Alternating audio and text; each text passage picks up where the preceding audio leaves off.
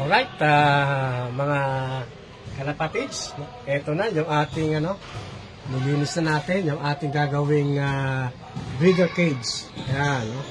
So, tinanggalan natin yung ibang kalakalawang, then i-sprayhan natin ng pintura, no?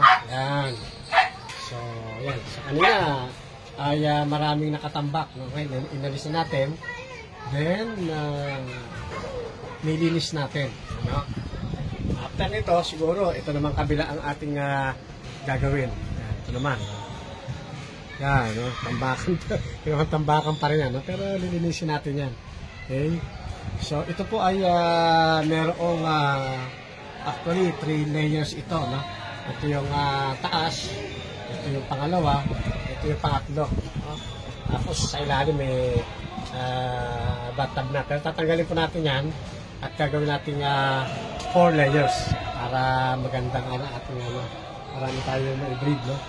At itong isang lipang ito, hahatiin ko siguro ito sa 3 para mayroong 3 breeder cage sa isang layer. So, yan. At sa susunod ay baka bukas, no? Napatan na natin ito ng steel matting at saka yero. Ano ho? Yeah. So, magandang hapon sa inyo at God bless po sa lahat mga kapatid at mga kaibigan. Ganun sa tropang mga kalapatids din. Okay?